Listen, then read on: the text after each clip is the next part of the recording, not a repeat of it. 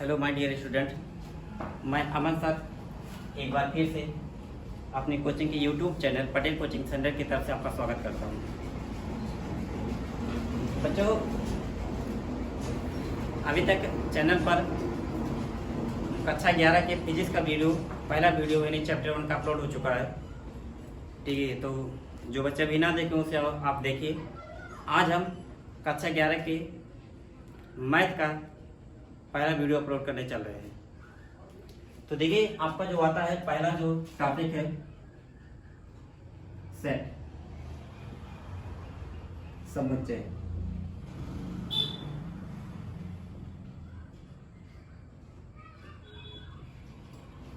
बच्चों, सबसे पहले क्वेश्चन ये बनता है कि समुच्चय होता क्या है, व्हाट इज सेट। आपको समुच्चय पढ़ाया गया है, किसी ने आपसे पूछा आपको क्या पढ़ाया जा रहा है मैथ में, तो आपने कहा समुच्चय पढ़ाया जा रहा है। तो पहला क्वेश्चन उसको बन जाता है कि व्हाट इज सेट, समुच्चय किसे कहते हैं। तो इसमें कहा जाए कि वस्तुओं के सुपरिभाषित और सुसंगठित संग्रह को समुच्चय कहा जाता है। वस्तुओं के सुपरिभाषित और सुसंगठित संग्रह को हम क्या कहते हैं, समुच्चय कहते हैं। मतलब कि समुच्चय जो है एक प्रकार से वो चीज परिभाषित होनी चाहिए, मतलब उसके बारे में हमें ज्ञात होना चाहिए। सुपरिभाषित का मतलब है कि उस चीज के बारे में हमें नॉलेज होना चाहिए, कौन सी चीज है। किताबें रखी गई हैं, कि फल रखे गए हैं, कि पैसे रखे गए हैं, क्या रखे गए हैं। और सुसंगठित मानी अच्छी तरह से इकट्ठा किया हुआ है। ठीक है, नहीं पता चले उसी में कि जैसे हमने बोल दिया सेब के साथ उसी में आपने कुछ और भी किताब रख दिया है, तो ये सुसंगठित नहीं हुई है। नहीं, सुसंगठित मतलब है कि किताबों को अलग रख दीजिए, फलों को अलग रख दीजिए, किताबों का संग्रह अलग है, फलों का संग्रह अलग है। ठीक है, तो उसे कहेंगे भी ये सुसंगठित है। तो परिभाषा क्या बनेगा कि वस्तुओं के सुपरिभाषित और सुसंगठित संग्रह को हम क्या कहते हैं, समुच्चय कहते हैं। ठीक है, परिभाषा क्लियर।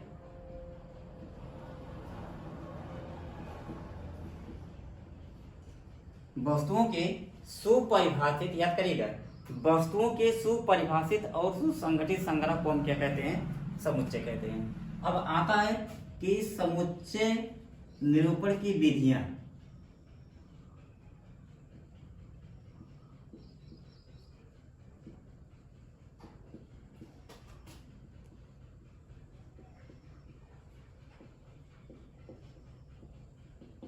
तो समुच्चय के निरूपण की दो विधियां होती हैं।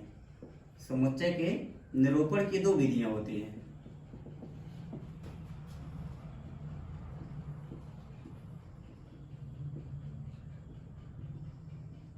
पहला रोस्टर विधि,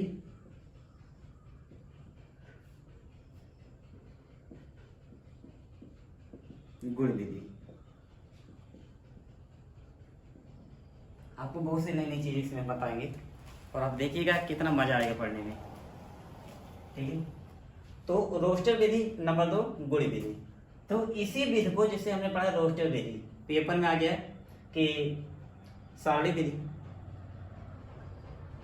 तो इसका दूसरा नाम है सारणी विधि। सारणी बना के करिए, रोस्टर विधि या सारणी विधि। और इसी गुण विधि या इसी का दूसरा नाम होता है निर्माण विधि। इसका नाम है रोस्टर विधि या सारणी विधि, गुण विधि या निर्माण विधि। गुण विधि या निर्माण विधि। अब देखिए रोस्टर विधि में कैसे निरूपित किया जाता है। ठीक है, तो इसमें क्या होता है, रोस्टर विधि में इसमें जैसे मान लीजिए कोई सेट ए कहा गया, तो इसमें संख्याओं को लिख करके उनको बस एक मझले कोष्टक से घेर दिया जाता है।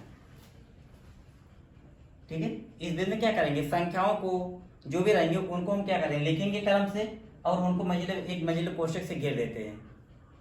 और गुण या निर्माण विधि में क्या होता है कि इसमें हम x सच डेट x और ठीक है x सच डेट x कंडीशन दे करके शर्तों के साथ उसे ऐसे लिख करके और उसको क्या करते हैं, उसको भी हम क्या करते हैं, मझले कोष्टक से क्या करते हैं, घेर देते हैं। बस ये थोड़ा सा अंतर है। इसमें क्या होगा, इसमें पूरा जो रहेगा जैसे कि तैसा पूरा एकदम लिख दिया जाएगा ऐसे क्रम से, नियम से, और उसको मझले कोष्टक से घेर देंगे। और इसमें क्या रहेगा, इसमें लिखा है उसमें बस एक सूत्र, जिस होते कोई सूत्र बता देते हैं किसी चीज का, ठीक है। इसमें तो पूरा एकदम करके व्यवस्थित करके सब कुछ रखा रहेगा और सिर्फ उसे मजले क्वेश्चन से घेरा रहता है। और इसमें क्या रहेगा, इसमें केवल आपको सूत्र बताया जाएगा, समझो एक संकेत दे देते हैं, ठीक है। तो इसका एक नाम और आ जाता है गुण विधि, निर्माण विधि या संकेत विधि, ठीक है। इसमें पूरा पास लिखा है एक्स सच दैट एक्स, जहां एक्स छोटा बड़ा है, कुछ कंडीशन ऐसे कह के बनाया रहेगा, ठीक है। तो इसको आप याद रखिए। अभी जैसे हम कह दे, हमने कह दिया कि प्राकृतिक संख्याओं का समुच्चय, तो ए बराबर प्राकृतिक संख्या का समुच्चय, तो 1 2 3 या प्रथम 10 4 या प्रथम मान लीजिए 7 8 9 10, प्रथम 10 प्राकृतिक संख्याओं का समुच्चय, तो ऐसे लिख दिया गया। फिर इसी को अगर हम गुण या निर्माण विधि से करें तो इसको ऐसे लिखेंगे x such that x comma x belonging natural number है नहीं, और n less or equal 10, x such that x comma x belonging natural number, और n जो है वो लेस आर इक्वल 10 है, 10 या 10 से छोटा, ठीक है। तो ये देखिए, इसे कहते हैं रोस्टर विधि या सारणी विधि, इसे कहा जाता है गुण या निर्माण विधि या संकेत विधि, इस प्रकार से लिखे जाते हैं। तो समुच्चय किसे कहते हैं, समुच्चय की परिभाषा बताएंगे। समुच्चय के निरूपण की कितनी विधियां होती है, 2 विधियां होती है, दोनों का बताया गया नाम, और इनका जो अन्य नाम से जाना जाता है, जैसे पहला है रोस्टर विधि, इसको सारणी विधि कहा जाता है, दूसरा गुण विधि, इसे निर्माण विधि या संकेत विधि कहा जाता है। फिर ये आपको बताया गया, फिर एग्जाम्पल कि रोस्टर विधि से कैसे लिखते हैं, फिर आपको बताया गया कि गुण या निर्माण विधि में कैसे लिखते हैं, ये चीज आपको बताया गया। अब देखिए, समुच्चय पढ़ने से थोड़ा सा, अब इसके लिए आपको पहले नंबर सिस्टम के बारे में थोड़ा जानकारी होना चाहिए, ठीक है, क्योंकि हम इसमें तमाम सिंबल यूज करेंगे, तो उनका अर्थ भी हम लोग पता होना चाहिए और सिंबल क्या होते हैं, ठीक है। तो चलिए थोड़ा सा उसको भी हम रिवाइज कर लेते हैं।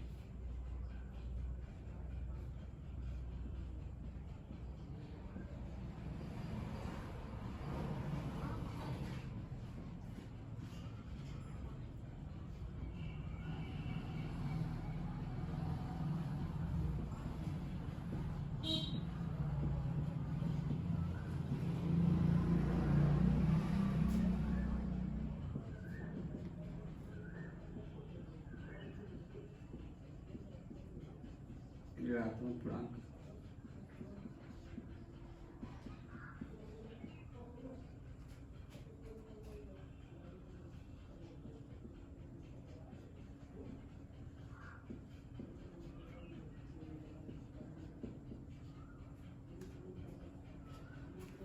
ठीक है। तो ऐसे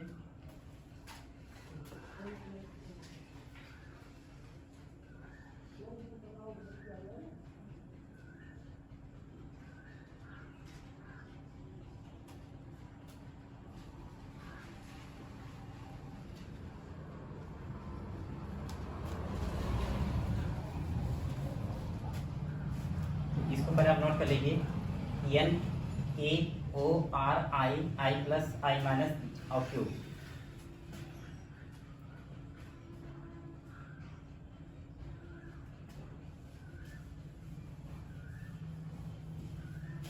देखिए कुछ और सिंबल है, इसको पढ़ते कैसे है। जैसे उल्टा ही होता है, इसे कहा जाता है for all. For all Hindi में कहेंगे सभी के लिए।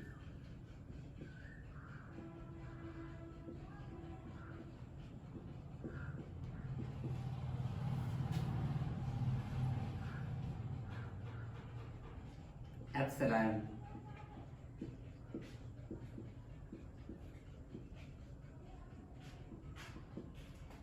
या इसे कहा जाता है is the element of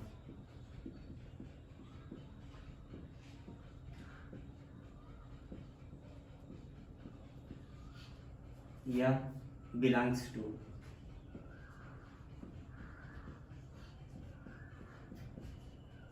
belongs to epsilon जैसे सी होता है, यहाँ पर ऐसे कर दीजिए, तो इसे कहते हैं एप्सिलॉन या इज द एलिमेंट ऑफ या बिलोंग्स टू। ठीक है, तो इसको मतलब ये बहुत यूज होता है, और ये आपका ये भी सिंबल आपको बहुत यूज होता है। तो ये जो प्रतीक और फिर ऐसे अगर आप आएगा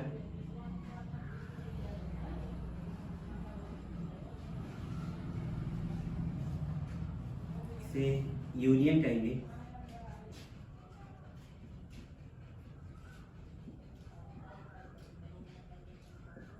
संग, इंटरसेक्शन,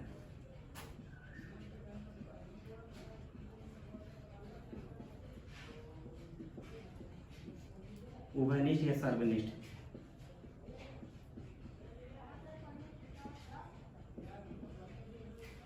इंटरसेक्शन, यूनियन। ठीक, तो प्रतीक आपके थोड़े से हैं जिनको आप समझ लेंगे, ठीक रहेगा, क्योंकि आगे जब यूज किया जाएगा तो फिर आप लोगों को सर ये सब इसको पढ़ा किया जाता है। तो जैसे उल्टा ही बनता है, तो इसका कहते हैं फॉर ऑल यानी सभी के लिए। ये एप्सिलॉन या इज द एलिमेंट ऑफ या बिलोंग्स टू, ये आपका यूनियन, संघ, ठीक है, समुच्चय में यूज होता है। ये आपका कप, और इसी को कप हम लोग पढ़ते हैं, क्या पढ़ते हैं, कप, और इसी को हम लोग इसको कैप पढ़ते हैं। ठीक है, नया नाम है, थोड़ा सा याद रखिएगा। हम जो पढ़ाएंगे तो हम इसका बहुत बोलते हैं कप, और इसे क्या कहेंगे, कैप। कप यानी प्याला होता है, कैप यानी टोपी जैसे लगाई जाती है। ठीक है, तो ठीक है बच्चों, और हम फिर मिलते हैं आप लोगों को अपने नए वीडियो के साथ। तब तक के लिए थैंक्स। सब्सक्राइब कीजिए हमारे चैनल को और बेल आइकॉन को दबाइए हमारी लेटेस्ट वीडियो सबसे पहले